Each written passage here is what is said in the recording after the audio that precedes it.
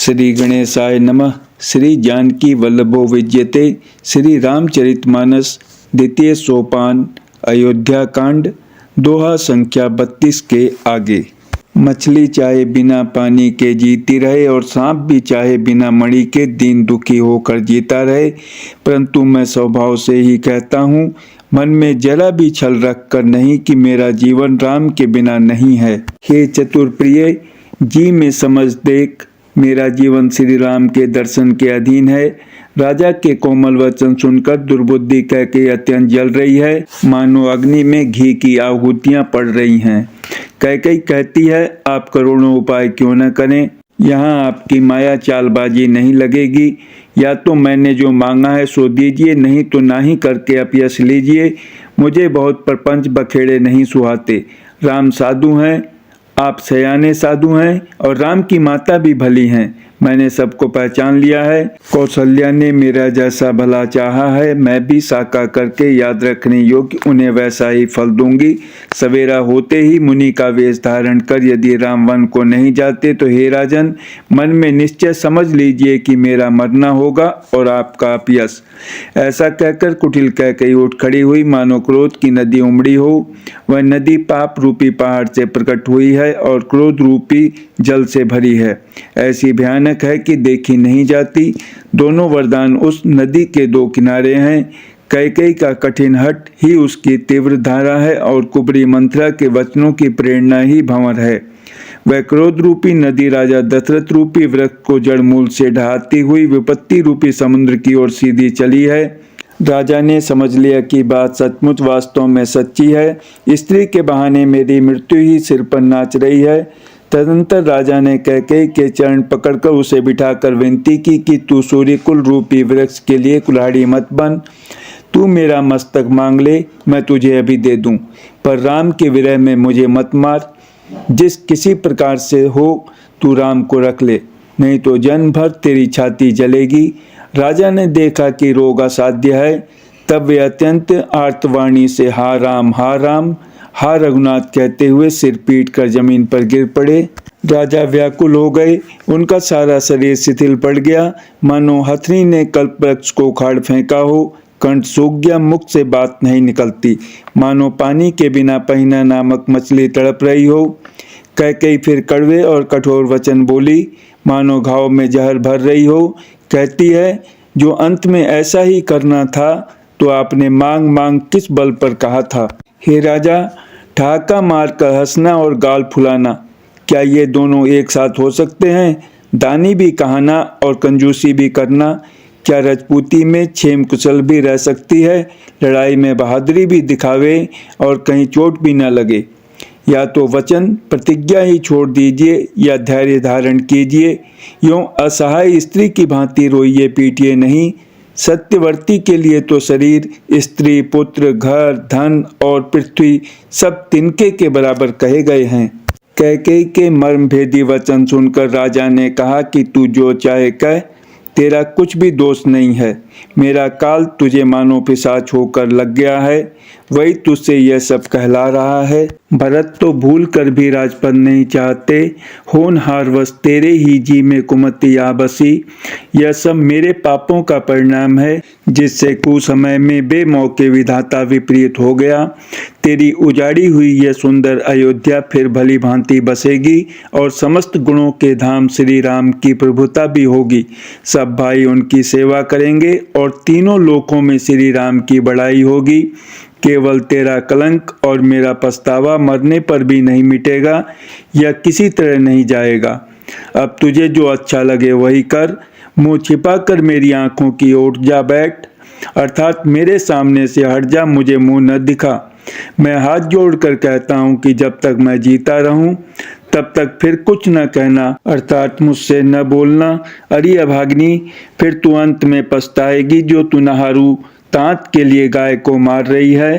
राजा करोड़ों प्रकार से बहुत तरह से समझाकर और यह कहकर कि तू क्यों सर्वनाश कर रही है, पृथ्वी पर गिर पड़े, पर कपट करने में चतुर कैकेयी कुछ बोलती नहीं, मानो मौन होकर मसान जगा रही हो, शमशान में बैठकर प्रेत मंत्र सिद्ध कर रही हो।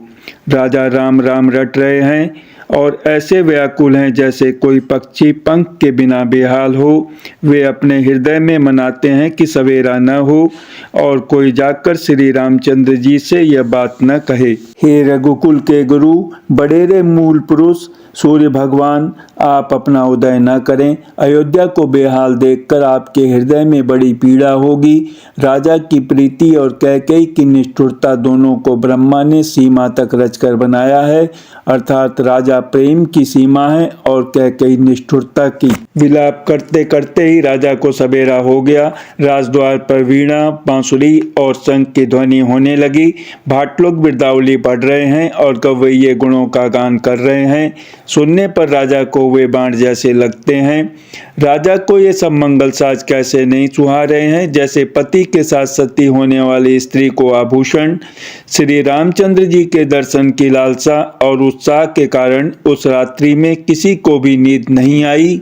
राजद्वार पर मंत्रियों और सेवकों की भीड़ लगी है। वे सब सूर्य को उदय हुआ देखकर कहते हैं कि ऐसा कौन सा विशेष कारण है कि अवधपति दशरथ जी अभी तक नहीं जागे।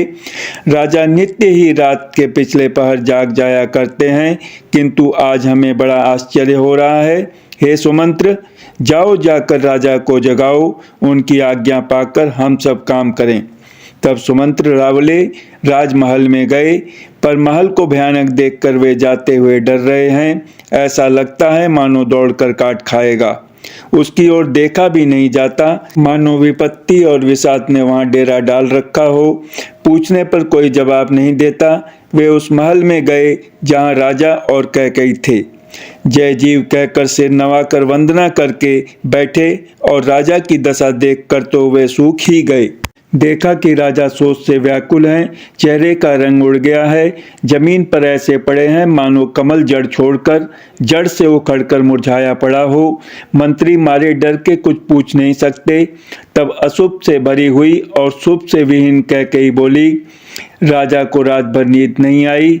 इसका कारण जगदीश्वर ही जाने। इन्होंने राम राम रट कर सवेरा कर दिया, परंतु इसका भेद राजा कुछ भी नहीं बतलाते। तुम जल्दी राम को बुला लाओ, तब आकर समाचार पूछना। राजा का रुख जानकर सुमंत्र जी चले, समझ गए कि रानी ने कुछ कुचाल की है। सुमंत्र सोच से व्याकुल हैं, रास्ते पर पैर नहीं पड़ता, आगे बढ़ा नहीं जाता। सोचते हैं राम जी को बुलाकर राजा क्या कहेंगे। किसी तरह हृदय में धीरज धरकर वे द्वार पर गए। सब लोग उनको मन मारे उदास देखकर पूछने लगे। सब लोगों का समाधान करके किसी तरह समझा बुझाकर सुमंत्र वहां गए जहां सूर्य कुल के तिलक श्री रामचंद्र जी थे। श्री रामचंद्र जी ने सुमंत्र को आते देखा तो पिता के समान समझकर उनका आदर किया।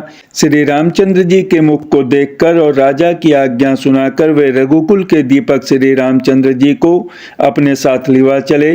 श्री रामचंद्र जी मंत्री के साथ बुरी तरह से बिना किसी लवाजमे के जा रहे हैं, यह देखकर लोग जहां तहां विषाद कर रहे हैं। रघुवंशमणि श्री रामचंद्र जी ने जाकर देखा कि राजा अत्यंत ही बुरी हालत में पड़े हैं, मानो सिंगनी को देखकर कोई बूढ़ा गजराज सहम कर गिर पड़ा हो। राजा के होठ सूख रहे हैं और सारा शरीर जल रहा है, मानो मणि के बिना सांप दुखी हो रहा हो। पास ही क्रोध से भरी कैकेयी को देखा, मानो साक्षात मृत्यु ही बैठी राजा के जीवन की अंतिम घड़ियां गिन रही हो। श्री रामचंद्र जी का स्वभाव कोमल और करुणामय है। उन्होंने अपने जीवन में पहली बार यह दुख देखा। इससे पहले कभी उन्होंने दुख सुना भी न था। तो भी समय का विचार करके हृदय में धीरज धरकर उन्होंने मीठे वचनों से माता कैकेयी से पूछा, हे माता, मुझे पिताजी के दुख का कारण कहो, ताकि जिससे उसका निवारण हो, दुख दूर हो, वह यत्न किया जाए। कैकेयी ने कहा, हे राम, सुनो, सारा कारण यही है कि राजा का तुम पर बहुत स्नेह है। इन्होंने मुझे 2 वरदान देने को कहा था। मुझे जो कुछ अच्छा लगा वही मैंने मांगा। उसे सुनकर राजा के हृदय में सोच हो गया, क्योंकि ये तुम्हारा संकोच नहीं छोड़ सकते। इधर तो पुत्र का स्नेह है और उधर वचन प्रतिज्ञा। राजा इसी धर्म संकट में पड़ गए हैं। यदि तुम कर सकते हो तो राजा की आज्ञा सुरोधार्य करो और इनके कठिन क्लेश को मिटाओ। कैकेयी बेधड़क बैठी ऐसी कड़वी वाणी कह रही है जिसे सुनकर स्वयं कठोरता भी अत्यंत व्याकुल हो उठी। जीभ धनुष है, वचन बहुत से तीर हैं और मानो राजा ही कोमल निशाने के समान हैं। इस सारे सात समान के साथ मानो स्वयं कठोरपन श्रेष्ठ वीर का शरीर धारण करके धनुष विद्या सीख रहा है। श्री रघुनाथ जी को सब हाल सुनाकर वह ऐसे बैठी है मानो निष्ठुरता ही शरीर धारण किए हुए हो। सूर्य कुल के सूर्य स्वाभाविक ही आनंद निधान श्री रामचंद्र जी मन में मुस्कुराकर सब दूसरों से रहित ऐसे कोमल और सुंदर वचन बोले जो मानो वाणी के भूषण ही थे। हे माता, सुनो, वही पुत्र बड़भागी है जो पिता माता के वचनों का अनुरागी पालन करने वाला है। आज्ञा पालन के द्वारा माता पिता को संतुष्ट करने वाला पुत्र हे जननी सारे संसार में दुर्लभ है। वन में विशेष रूप से मुनियों का मिलाप होगा जिसमें मेरा सभी प्रकार से कल्याण है, उसमें भी फिर पिताजी की आज्ञा और हे जननी तुम्हारी सम्मति है और प्राण प्रिय भरत राज्य पावेंगे। इन सभी बातों को देखकर यह प्रतीत होता है कि आज विधाता सब प्रकार से मुझे सम्मुख हैं, मेरे अनुकूल हैं। यदि ऐसे काम के लिए भी मैं वन को न जाऊं तो मूर्खों के समाज में सबसे पहले मेरी गिनती करनी चाहिए, जो कल्प वृक्ष को छोड़कर रेंड की सेवा करते हैं और अमृत त्याग कर विष मांग लेते हैं। हे माता, तुम मन में विचार कर देखो, वे महामूर्ख भी ऐसा मौका पाकर कभी न चूकेंगे। हे माता, मुझे एक ही दुख विशेष रूप से हो रहा है, वह महाराज को अत्यंत व्याकुल देखकर। इस थोड़ी सी बात के लिए ही पिताजी को इतना भारी दुख हो। हे माता, मुझे इस बात पर विश्वास नहीं होता, क्योंकि महाराज तो बड़े ही धीर और गुणों के अथाह समुद्र हैं। अवश्य ही मुझसे कोई बड़ा अपराध हो गया है जिसके कारण महाराज मुझसे कुछ नहीं कहते। तुम्हें मेरी सौगंध है माता, तुम सच सच कहो। रघुकुल में श्रेष्ठ श्री रामचंद्र जी के स्वभाव से ही सीधे वचनों को दुर्बुद्धि कह कई टेढ़ा ही करके जान रही है। जैसे यद्यपि जल समान ही होता है परंतु जोंक उसमें टेढ़ी चाल से ही चलती है। रानी कैकेयी श्री रामचंद्र जी का रुख पाकर हर्षित हो गई और कपटपूर्ण स्नेह दिखाकर बोली, तुम्हारी शपथ और भरत की सौगंध है, मुझे राजा के दुख का दूसरा कुछ भी कारण विदित नहीं है। हे तात, तुम अपराध के योग्य नहीं हो, तुमसे माता पिता का अपराध बन पड़े यह संभव नहीं। तुम तो माता पिता और भाइयों को सुख देने वाले हो। हे राम, तुम जो कुछ कह रहे हो सब सत्य है। तुम पिता माता के वचनों के पालन में तत्पर हो। मैं तुम्हारी बलिहारी जाती हूँ। तुम पिता को समझाकर वही बात कहो जिससे चौथेपन बुढ़ापे में इनका अभ्यास न हो। जिस पुण्य ने इनको तुम जैसे पुत्र दिए हैं उसका निरादर करना उचित नहीं। कैकेयी के बुरे मुख में ये शुभ वचन कैसे लगते हैं जैसे मगध देश में गया आदिक तीर्थ। श्री रामचंद्र जी को माता कैकेयी के सब वचन ऐसे अच्छे लगे जैसे गंगा जी में जाकर अच्छे बुरे सभी प्रकार के जल शुभ सुंदर हो जाते हैं। इतने में राजा की मूर्छा दूर हुई। उन्होंने राम का स्मरण करके राम राम कहकर फिर करवट ली। मंत्री ने श्री रामचंद्र जी का आना कहकर समय अनुकूल विनती की। जब राजा ने सुना कि श्री रामचंद्र पधारे हैं तो उन्होंने धीरज धर के नेत्र खोले।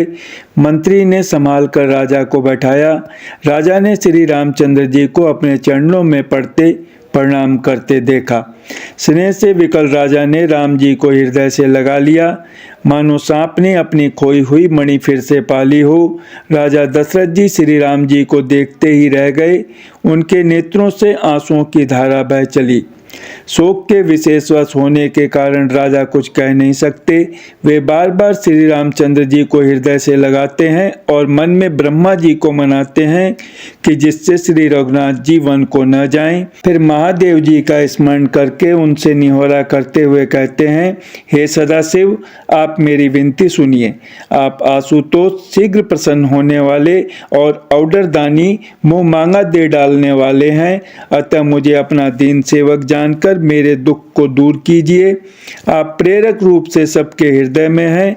आप श्री रामचंद्र को ऐसी बुद्धि दीजिए जिससे वे मेरे वचन को त्याग कर और शील स्नेह को छोड़कर घर ही में रह जाएं। जगत में चाहे अपयश हो और सुयश नष्ट हो जाए, चाहे नया पाप होने से मैं नरक में गिरूं अथवा स्वर्ग चला जाए, पूर्व पुण्यों के फलस्वरूप मिलने वाला स्वर्ग चाहे मुझे न मिले और भी सब प्रकार के दूसरा दुख आप मुझसे सहन करा लें, पर श्री रामचंद्र मेरी आंखों की ओट न हो। राजा मन ही मन इस प्रकार विचार कर रहे हैं, बोलते नहीं। उनका मन पीपल के पत्ते की तरह डोल रहा है। श्री रघुनाथ जी ने पिता को प्रेम के वश जानकर और यह अनुमान करके कि माता फिर कुछ कहेंगी तो पिताजी को दुख होगा, देश काल और अवसर के अनुकूल विचार कर विनीत वचन कहे, हे तात, मैं कुछ कहता हूँ या ढिठाई करता हूँ, इस अनुचित्य को मेरी बाल्यावस्था समझकर क्षमा कीजिएगा। इस अत्यंत तुच्छ बात के लिए आपने इतना दुख पाया, मुझे किसी ने पहले कहकर यह बात नहीं जनाई। स्वामी, आपको इस दशा में देखकर मैंने माता से पूछा। उनसे सारा प्रसंग सुनकर मेरे सब अंग शीतल हो गए, मुझे बड़ी प्रसन्नता हुई। हे पिताजी, इस मंगल के समय स्नेहवश होकर सोच करना छोड़ दीजिए और हृदय में प्रसन्न होकर मुझे आज्ञा दीजिए। यह कहते हुए प्रभु श्री रामचंद्र जी सर्वांग पुलकित हो गए। उन्होंने फिर कहा, इस पृथ्वी तल पर उसका जन्म धन्य है जिसके चरित्र सुनकर पिता को परम आनंद हो, जिसको माता पिता प्राणों के समान प्रिय हैं। चारों पदार्थ अर्थ, धर्म, काम, मोक्ष उसके करत लगत मुट्ठी में रहते हैं। आपकी आज्ञा पालन करके और जन्म का फल पाकर मैं जल्दी ही लौट आऊँगा, अतः कृपया आज्ञा दीजिए। माता से विदा मांग आता हूँ, फिर आपके पैर लगकर प्रणाम करके वन को चलूँगा। ऐसा कहकर तब श्री रामचंद्र जी वहाँ से चल दिए। राजा ने शोकवश कोई उत्तर नहीं दिया। वह बहुत ही तीखी अप्रिय बात नगर भर में इतनी जल्दी फैल गई, मानो डंक मारते ही बिच्छू का विष सारे शरीर में चढ़ गया हो। इस बात को सुनकर सब स्त्री पुरुष ऐसे व्याकुल हो गए जैसे दावानल वन में आग लगी देखकर बेल और वृक्ष मुरझा जाते हैं। जो जहाँ सुनता है वह वहीं सिर धुनने पीटने लगता है। बड़ा विषाद है, किसी को धीरज नहीं बनता, सबके मुख सूखे जाते हैं, आंखों से आंसू बहते हैं, शोक हृदय में नहीं समाता, मानो करुणा रस की सेना अवध पर डंका बजाकर उतर आई हो। सब मेल मिल गए थे, सब संयोग ठीक हो गए थे। इतने में ही विधाता ने बात बिगाड़ दी। जहाँ तहाँ लोग कैकेयी को गाली दे रहे हैं। इस पापिन को क्या सूझ पड़ा जो इसने छाये घर पर आग रख दी।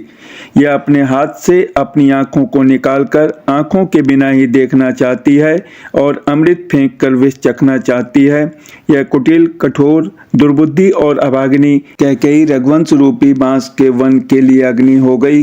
पत्ते पर बैठकर इसने पेड़ को काट डाला, सुख में शोक का ठाट ठट कर रख दिया। श्री रामचंद्र जी इसे सदा प्राणों के समान प्रिय थे, फिर भी न जाने किस कारण इसने यह कुटिलता ठानी।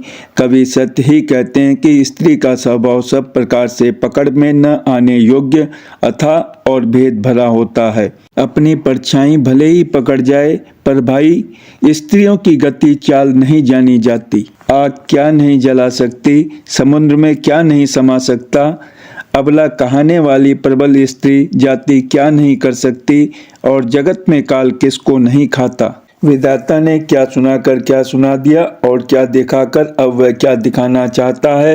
एक कहते हैं कि राजा ने अच्छा नहीं किया, दुर्बुद्धि कैकेयी को विचार कर वर नहीं दिया। जो हट करके कैकेयी की बात को पूरा करने में अड़े रहकर स्वयं सब दुखों के पात्र हो गए। स्त्री के विशेषवश होने के कारण मानो उनका ज्ञान और गुण जाता रहा। एक दूसरे जो धर्म की मर्यादा को जानते हैं और सयाने हैं, वे राजा को दोष नहीं देते। वे सीबी, दधीची और हरिश्चंद्र की कथा एक दूसरे से बखान कर कहते हैं। कोई एक इसमें भरत जी की सम्मति बताते हैं, कोई एक सुनकर उदासीन भाव से रह जाते हैं, कुछ बोलते नहीं। कोई हाथों से कान मूंदकर और जीभ को दांतों तले दबाकर कहते हैं कि यह बात झूठ है, ऐसी बात कहने से तुम्हारे पुण्य नष्ट हो जाएंगे। भरत जी को तो श्री रामचंद्र जी प्राणों के समान प्यारे हैं। चंद्रमा चाहे शीतल किरणों की जगह आग की चिंगारियां बरसाने लगे और अमृत चाहे विष के समान हो जाए, परंतु भरत जी स्वप्न में भी कभी श्री रामचंद्र जी के विरुद्ध कुछ नहीं करेंगे। कोई एक विधाता को दोष देते हैं जिसने अमृत दिखाकर विष दे दिया। नगर भर में खलबली मच गई, सब किसी को सोच हो गया। हृदय में दुसह जलन हो गई, आनंद उत्साह मिट गया। ब्राह्मणों की स्त्रियां कुल की माननीय बड़ी बूढ़ी और जो कैकेयी की परम प्रिय थी, वे उसके शील की सराहना करके उसे सीख देने लगी, पर उसको उनके वचन बाण के समान लगते हैं। वे कहती हैं, तुम तो सदा कहा करती थी कि श्री रामचंद्र के समान मुझको भरत भी प्यारे नहीं हैं। इस बात को सारा जगत जानता है। श्री रामचंद्र जी पर तो तुम स्वाभाविक ही स्नेह करती रही हो, आज किस अपराध से उन्हें वन देती हो? तुमने कभी सोतिया डाह नहीं किया। सारा देश तुम्हारे प्रेम और विश्वास को जानता है। अब कौशल्या ने तुम्हारा कौन सा बिगाड़ कर दिया जिसके कारण तुमने सारे नगर पर वज्र गिरा दिया? क्या सीता जी अपने पति श्री रामचंद्र जी का साथ छोड़ देंगी? क्या लक्ष्मण जी श्री रामचंद्र जी के बिना घर रह सकेंगे? क्या भरत जी श्री रामचंद्र जी के बिना अयोध्यापुरी का राज्य भोग सकेंगे? और क्या राजा श्री रामचंद्र जी के बिना जीवित रह सकेंगे? अर्थात न सीता जी यहाँ रहेंगी, न लक्ष्मण जी रहेंगे, न भरत जी राज्य करेंगे और न राजा ही जीवित रहेंगे, सब उजाड़ हो जाएगा। हृदय में ऐसा विचार कर क्रोध छोड़ दो, शोक और कलंक की कोठी मत बनो। भरत को अवश्य युवराज पद दो, पर श्री रामचंद्र जी का वन में क्या काम है?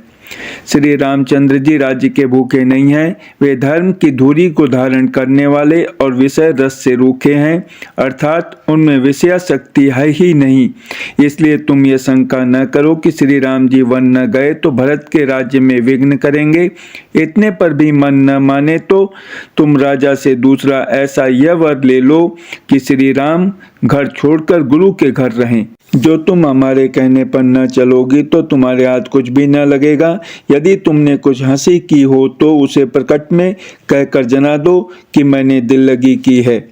राम सरीखा पुत्र क्या वन के योग्य है? यह सुनकर लोग तुम्हें क्या कहेंगे?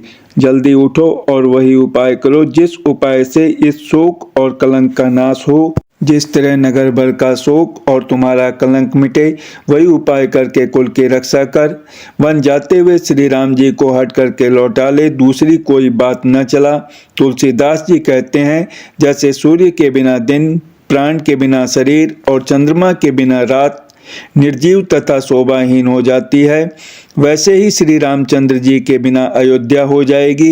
हे भामिनी, तू अपने हृदय में इस बात को समझ विचार कर देख तो सही। इस प्रकार सखियों ने ऐसी सीख दी जो सुनने में मीठी और परिणाम में हितकारी थी, पर कुटला कुबरी की सिखाई पढ़ाई हुई कैकेयी ने इस पर जरा भी कान नहीं दिया। कैकेयी कोई उत्तर नहीं देती, वह दूसरे क्रोध के मारे रूखी बेमुरव्वत हो रही है। ऐसे देखती है मानो भूखी बाघिन हरनियों को देख रही हो। तब सखियों ने रोग को असाध्य समझकर उसे छोड़ दिया।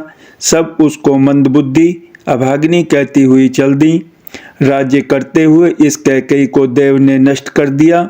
इसने जैसा कुछ किया वैसा कोई भी न करेगा। नगर के सब स्त्री पुरुष इस प्रकार विलाप कर रहे हैं और उस कुचाली कैकेयी को करोड़ों गालियां दे रहे हैं।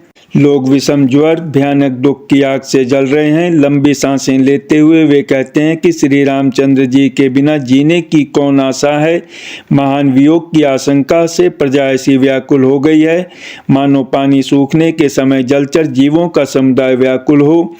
सभी पुरुष और स्त्रियां अत्यंत विषाद के वश हो रहे हैं। स्वामी श्री रामचंद्र जी माता कौशल्या के पास गए। उनका मुख प्रसन्न है और चित्त में चौगुना चाव उत्साह है। यह सोच मिट गया है कि राजा कहीं रख न लें। श्री राम जी को राज तिलक की बात सुनकर विषाद हुआ था कि सब भाइयों को छोड़कर बड़े भाई मुझको ही राज तिलक क्यों होता है। अब माता कैकेयी की आज्ञा और पिता की मौन सम्मति पाकर वह सोच मिट गया। श्री रामचंद्र जी का मन नए पकड़े हुए हाथी के समान और राज तिलक उस हाथी के बांधने की कांटेदार लोहे की बेड़ी के समान है। वन जाना है, यह सुनकर अपने को बंधन से छूटा जानकर उनके हृदय में आनंद बढ़ गया है। रघुकुल तिलक श्री रामचंद्र जी ने दोनों हाथ जोड़कर आनंद के साथ माता के चरणों में सिर नवाया। माता ने आशीर्वाद दिया, अपने हृदय से लगा लिया और उन पर गहने तथा कपड़े न्यौछावर किए। माता बार बार श्री रामचंद्र जी का मुख चूम रही हैं। नेत्रों में प्रेम का जल भराया है और सब अंग पुलकित हो गए हैं। श्री राम को अपनी गोद में बैठाकर फिर हृदय से लगा लिया। सुंदर स्तन प्रेम रस दूध बहाने लगे। उनका प्रेम और महान आनंद कुछ कहा नहीं जाता। मानो कंगाल ने कुबेर का पद पा लिया हो। बड़े आदर के साथ सुंदर मुख देखकर माता मधुर वचन बोली, हे तात, माता बलिहारी जाती है, कहो वह आनंद मंगलकारी लगन कब है जो मेरे पुण्य, शील और सुख की सुंदर सीमा है और जन्म लेने के लाभ की पूर्णतम अवधि है, तथा जिस लगन को सभी स्त्री पुरुष अत्यंत व्याकुलता से इस प्रकार चाहते हैं जिस प्रकार प्यास से चातक और चातकी शरद ऋतु के स्वाति नक्षत्र की वर्षा को चाहते हैं। हे तात, मैं बलैया लेती हूँ, तुम जल्दी नहा लो और जो मन भावे कुछ मिठाई खा लो। भैया तब पिता के पास जाना, बहुत देर हो गई है। माता बलिहारी जाती है। माता के अत्यंत अनुकूल वचन सुनकर जो मानो स्नेह रूपी कल्प वृक्ष के फूल थे, जो सुख रूपी मकरंद पुष्प रस से भरे थे और श्री राजलक्ष्मी के मूल थे, ऐसे वचन रूपी फूलों को देखकर श्री रामचंद्र जी का मन रूपी भौरा उन पर नहीं भूला। धर्म धोरण श्री रामचंद्र जी ने धर्म की गति को जानकर माता से अत्यंत कोमल वाणी से कहा, हे माता, पिताजी ने मुझको वन का राज्य दिया है जहाँ सब प्रकार से मेरा बड़ा काम बनने वाला है। हे माता, तू प्रसन्न मन से मुझे आज्ञा दे जिससे मेरी वन यात्रा में आनंद मंगल हो। मेरे स्नेहवश भूल कर भी डरना नहीं। हे माता, तेरी कृपा से आनंद ही होगा। 14 वर्ष वन में रहकर पिताजी के वचन को प्रमाणित सत्य कर फिर लौटकर तेरे चरणों का दर्शन करूंगा। तू मन को मलान दुखी न कर। रघुकुल में श्रेष्ठ श्री राम जी के ये बहुत ही नम्र और मीठे वचन माता के हृदय में बाण के समान लगे और कसकने लगे। उस शीतल वाणी को सुनकर कौशल्या वैसे ही सहम कर सूख गई जैसे बरसात का पानी पड़ने से ज्वासा सूख जाता है। हृदय का विषाद कुछ कहा नहीं जाता। मानो सिंह की गर्जना सुनकर हिरनी विकल हो गई हो। नेत्रों में जल भर आया, शरीर थर थर कांपने लगा। मानो मछली मांझा पहली वर्षा का फेन खाकर बदहवास हो गई हो। धीरज धरकर पुत्र का मुख देखकर माता गदगद वचन कहने लगी, हे तात, तुम तो पिता को प्राणों के समान प्रिय हो। तुम्हारे चरित्रों को देखकर वह नित्य प्रसन्न होते थे। राज्य देने के लिए उन्होंने ही शुभ दिन सुधवाया था, फिर अब किस अपराध से वन जाने को कहा। हे तात, मुझे इसका कारण सुनाओ। सूर्यवंश रूपी वन को जलाने के लिए अग्नि कौन हो गया? तब श्री रामचंद्र जी का रुख देखकर मंत्री के पुत्र ने सब कारण समझाकर कहा। उस प्रसंग को सुनकर वे गूंगी जैसी चुप रह गईं। उनकी दशा का वर्णन नहीं किया जा सकता। न रख ही सकती है न यह कह सकती है कि वन चले जाओ। दोनों ही प्रकार से हृदय में बड़ा भारी संताप हो रहा है। मन में सोचती है कि देखो, विधाता की चाल सदा सबके लिए टेढ़ी होती है। लिखने लगे चंद्रमा और लिख गया राहु। धर्म और स्नेह दोनों ने कौशल्या जी की बुद्धि को घेर लिया। उनकी दशा सांप छछुंदर की सी हो गई। वे सोचने लगी कि यदि मैं अनुरोध हट करके पुत्र को रख लेती हूँ तो धर्म जाता है और भाइयों में विरोध होता है, और यदि वन जाने को कहती हूँ तो बड़ी हानि होती है। इस प्रकार के धर्म संकट में पड़कर रानी विशेष रूप से सोच के वश हो गईं। फिर बुद्धिमती कौशल्या जी स्त्री धर्म, पातिव्रत धर्म को समझकर और राम तथा भरत दोनों पुत्रों को समान जानकर सरल स्वभाव वाली श्री रामचंद्र जी की माता बड़ा धीरज धरकर वचन बोली, हे तात, मैं बलिहारी जाती हूँ, तुमने अच्छा किया। पिता की आज्ञा का पालन करना ही सब धर्मों का शिरोमणि धर्म है। राज्य देने को कहकर वन दे दिया, उसका मुझे लेस मात्र भी दुख नहीं है। दुख तो इस बात का है कि तुम्हारे बिना भरत को, महाराज को और प्रजा को बड़ा भारी क्लेश होगा। हे तात, यदि केवल पिताजी की आज्ञा हो तो माता को पिता से बड़ी जानकर वन को मत जाओ, किंतु यदि पिता माता दोनों ने वन जाने को कहा हो तो वन तुम्हारे लिए सैकड़ों अयोध्या के समान है। वन के देवता तुम्हारे पिता होंगे और वन देवियां माता होंगी। वहाँ के पशु पक्षी तुम्हारे चरण कमलों के सेवक होंगे। राजा के लिए अंत में तो वनवास करना उचित ही है। केवल तुम्हारी सुकुमार अवस्था देखकर हृदय में दुख होता है। हे रघुवंश के तिलक, वन बड़ा भाग्यवान है और यह अवध अभागी है जिसे तुमने त्याग दिया। हे पुत्र, यदि मैं कहूँ कि मुझे भी साथ ले चलो तो तुम्हारे हृदय में संदेह होगा कि माता इसी बहाने मुझे रोकना चाहती है। हे पुत्र, तुम सभी के परम प्रिय हो, प्राणों के प्राण और हृदय के जीवन हो। वही प्राणाधार तुम कहते हो कि माता मैं वन को जाऊं और मैं तुम्हारे वचनों को सुनकर बैठी पछताती हूँ। यह सोचकर झूठा स्नेह बढ़ाकर मैं हट नहीं करती। बेटा, मैं बलैया लेती हूँ, माता का नाता मानकर मेरी सुध भूल न जाना। हे गोसाई, सब देव और पितर तुम्हारी वैसी ही रक्षा करें जैसे पलकें आँखों की रक्षा करती हैं। तुम्हारे वनवास की अवधि 14 वर्ष जल है। प्रियजन और कुटुंबी मछली हैं।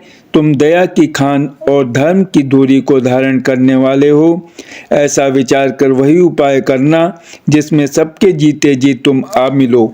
मैं बलिहारी जाती हूँ। तुम सेवकों, परिवार वालों और नगर भर को अनाथ करके सुखपूर्वक वन को जाओ। आज सबके पुण्यों का फल पूरा हो गया। कठिन काल हमारे विपरीत हो गया। इस प्रकार बहुत विलाप करके और अपने को परम अभाग्नी जानकर माता श्री रामचंद्र जी के चरणों में लिपट गईं। हृदय में भयानक दुसा संताप छा गया। उस समय के बहुविध विलाप का वर्णन नहीं किया जा सकता। श्री रामचंद्र जी ने माता को उठाकर हृदय से लगा लिया और फिर कोमल वचन कहकर उन्हें समझाया। उसी समय यह समाचार सुनकर सीता जी उकला उठी और सास के पास जाकर उनके दोनों चरण कमलों की वंदना कर सिर नीचा करके बैठ गईं। सास ने कोमल वाणी से आशीर्वाद दिया। वे सीता जी को अत्यंत सुकुमारी देखकर व्याकुल हो उठी। रूप की राशि और पति के साथ पवित्र प्रेम करने वाली सीता जी नीचा मुख किए बैठी सोच रही हैं। जीवननाथ प्राणनाथ वन को चलना चाहते हैं। देखें किस पुण्यवान से उनका साथ होगा। शरीर और प्राण दोनों साथ जाएंगे या केवल प्राण ही इनका साथ होगा। विधाता की करनी कुछ जानी नहीं जाती। सीता जी अपने सुंदर चरणों के नखों से धरती कुरेद रही हैं। ऐसा करते समय नुपुरों का जो मधुर शब्द हो रहा है, कवि उसका इस प्रकार वर्णन करते हैं कि मानो प्रेम के वश होकर नुपुर यह विनती कर रहे हैं कि सीता जी के चरण कभी हमारा त्याग न करें। सीता जी सुंदर नेत्रों से जल बहा रही हैं। उनकी यह दशा देखकर श्री राम जी की माता कौशल्या जी बोली, हे तात सुनो, सीता अत्यंत ही सुकुमारी है तथा सास ससुर और कुटुंबी सभी को प्यारी है। इनके पिता जनक जी राजाओं के शिरोमणि हैं। ससुर सूर्य कुल के सूर्य हैं और पति सूर्य कुल रूपी कुमुद वन को खिलाने वाले चंद्रमा तथा गुण और रूप के भंडार हैं। फिर मैंने रूप की राशि, सुंदर गुण और शील वाली प्यारी पुत्रवधू पाई है। मैंने इन जानकी को आंखों की पुतली बनाकर इनसे प्रेम बढ़ाया है और अपने प्राण इनमें लगा रखे हैं। इन्हें कल्पलता के समान मैंने बहुत तरह से बड़े लाड़ चाव के साथ स्नेह रूपी जल से सींच कर पाला है। अब इस लता के फूलने फलने के समय विधाता वाम हो गए। कुछ जाना नहीं जाता कि इसका क्या परिणाम होगा। सीता ने पर्यंक पृष्ठ पलंग के ऊपर गोद और हिंडोले को छोड़कर कठोर पृथ्वी पर कभी पैर नहीं रखा। मैं सदा संजीवनी जड़ी के समान सावधानी से इनकी रखवाली करती रही हूँ। कभी दीपक की बत्ती हटाने को भी नहीं कहती। वही सीता अब तुम्हारे साथ वन चलना चाहती है। हे रघुनाथ, उसे क्या आज्ञा होती है। चंद्रमा की किरणों का रस अमृत चाहने वाली चकोरी सूर्य की ओर आंख किस तरह मिला सकती है। हाथी, सिंह, राक्षस आदि अनेक दुष्ट जीव जंतु वन में विचरते रहते हैं। हे पुत्र, क्या विष की वाटिका में सुंदर संजीवनी बूटी शोभा पा सकती है। वन के लिए तो ब्रह्मा जी ने विषय सुख को न जानने वाली कोल और भीलों की लड़कियों को रचा है, जिनका पत्थर के कीड़े जैसा कठोर स्वभाव है। उन्हें वन में कभी क्लेश नहीं होता। अथवा तपस्वियों की स्त्रियां वन में रहने योग्य हैं, जिन्होंने तपस्या के लिए सब भोग तस दिए हैं। हे पुत्र, जो तस्वीर के बंदर को देखकर डर जाती है, वे सीता वन में किस तरह रह सकेंगी। देव सरोवर के कमल वन में विचरण करने वाली हंसनी क्या गड़ैयों तलैयों में रहने के योग्य हैं। ऐसा विचार कर जैसी तुम्हारी आज्ञा हो, मैं जानकी को वैसी ही शिक्षा दूं। माता कहती हैं, यदि सीता घर में रहें तो मुझको बहुत सहारा हो जाए। श्री रामचंद्र जी ने माता की प्रिय वाणी सुनकर, जो मानो शील और स्नेह रूपी अमृत से सनी हुई थी, विवेकमय प्रिय वचन कहकर माता को संतुष्ट किया। फिर वन के गुण दोष प्रकट करके वे जानकी जी को समझाने लगे। मास पारायण 14वां विश्राम। माता के सामने सीता जी से कुछ कहने में सकुचाते हैं, पर मन में यह समझ कर कि यह समय ऐसा ही है, वे बोले, हे राजकुमारी, मेरी सिखावन सुनो। मन में कुछ दूसरी तरह न समझ लेना। जो अपना और मेरा भला चाहती हो तो मेरा वचन मानकर घर रहो। हे भामिनी, मेरी आज्ञा का पालन होगा। सास की सेवा बन पड़ेगी। घर रहने में सभी प्रकार से भलाई है। आदर पूर्वक सास ससुर के चरणों की पूजा सेवा करने से बढ़कर दूसरा कोई धर्म नहीं है। जब जब माता मुझे याद करेंगी और प्रेम से व्याकुल होने के कारण उनकी बुद्धि भोली हो जाएगी, वे अपने आप को भूल जाएंगी। हे सुंदरी, तब तब तुम कोमल वाणी से पुरानी कथाएं कह कह कर इन्हें समझाना। हे सुमुखी, मुझे सैकड़ों सौगंध है। मैं यह स्वभाव से ही कहता हूँ कि मैं तुम्हें केवल माता के लिए ही घर पर रखता हूँ। मेरी आज्ञा मानकर घर पर रहने से गुरु और वेद के द्वारा सम्मत धर्म के आचरण का फल तुम्हें बिना ही क्लेश के मिल जाता है, किंतु हट के वश होकर गालव मुनि और राजा नहुस आदि सब ने संकट ही सहे। हे सुमुखी, हे सयानी, सुनो, मैं भी पिता के वचन को सत्य करके शीघ्र ही लौटूंगा। दिन जाते देर नहीं लगेगी। हे सुंदरी, हमारी यह सीख सुनो। हे वामा, यदि प्रेमवश हट करोगी तो तुम परिणाम में दुख पाओगी। वन बड़ा कठिन, क्लेशदायक और भयानक है। वहाँ की धूप, जाड़ा, वर्षा और हवा सभी बड़े भयानक हैं। रास्ते में कुछ कांटे और बहुत से कंकड़ हैं। उन पर बिना जूते के पैदल ही चलना होगा। तुम्हारे चरण कमल कोमल और सुंदर हैं, और रास्ते में बड़े बड़े दुर्गम पर्वत हैं। पर्वतों की गुफाएं, खोह, दर्रे, नदियां, नद और नाले ऐसे अगम्य और गहरे हैं कि उनकी ओर देखा तक नहीं जाता। रीछ, बाघ, भेड़िए, सिंह और हाथी ऐसे भयानक शब्द करते हैं कि उन्हें सुनकर धीरज भाग जाता है। जमीन पर सोना, पेड़ों की छाल के वस्त्र पहनना और कंदमूल फल का भोजन करना होगा, और वे भी क्या सदा सब दिन मिलेंगे। सब कुछ अपने अपने समय के अनुकूल ही मिल सकेगा। मनुष्यों को खाने वाले निशाचर राक्षस फिरते रहते हैं। वे करोड़ों प्रकार के कपट रूप धारण कर लेते हैं। पहाड़ का पानी बहुत ही लगता है। वन की विपत्ति बखानी नहीं जा सकती। वन में भीषण सर्प, भयानक पक्षी और स्त्री पुरुषों को चुराने वाले राक्षसों के झुंड रहते हैं। वन की भयंकरता याद आने मात्र से धीर पुरुष भी डर जाते हैं। फिर हे मृगलोचनी, तुम तो स्वभाव से ही डरपोक हो। हे हंसगमनी, तुम वन के योग्य नहीं हो। तुम्हारे वन जाने की बात सुनकर लोग मुझे अपयश देंगे, बुरा कहेंगे। मानसरोवर के अमृत के समान जल से पाली हुई हंसनी कहीं खारे समुद्र में जी सकती है? नवी नाम के वन में विहार करने वाली कोयल क्या करील के जंगल में शोभा पाती है? हे चंद्रमुखी, हृदय में ऐसा विचार कर तुम घर ही पर रहो।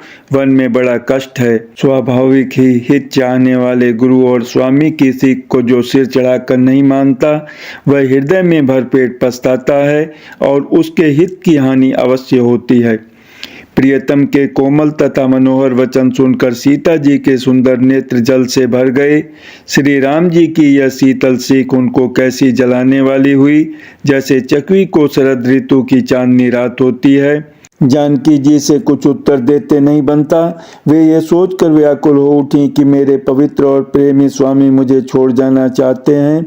नेत्रों के जल आंसुओं को जबरदस्ती रोककर वे पृथ्वी की कन्या सीता जी हृदय में धीरज धरकर सास के पैर लगकर हाथ जोड़कर कहने लगी, हे देवी, मेरी इस बड़ी भारी ढिठाई को क्षमा कीजिए। मुझे प्राणपति ने वही शिक्षा दी है जिससे मेरा परम हित हो, परंतु मैंने मन में समझकर देख लिया कि पति के वियोग के समान जगत में कोई दुख नहीं है। हे प्राणनाथ, हे दया के धाम, हे सुंदर, हे सुखों को देने वाले, हे सुजान, हे रघुकुल रूपी कुमुद के खिलाने वाले चंद्रमा, आपके बिना स्वर्ग भी मेरे लिए नरक के समान है। माता पिता बहन प्यारा भाई प्यारा परिवार, मित्रों का समुदाय, सास ससुर गुरु स्वजन बंधु बांधव, सहायक और सुंदर, सुशील और सुख देने वाला पुत्र, हे नाथ, जहाँ तक स्नेह और नाते हैं, पति के बिना स्त्री को सभी सूर्य से भी बढ़कर तपाने वाले हैं।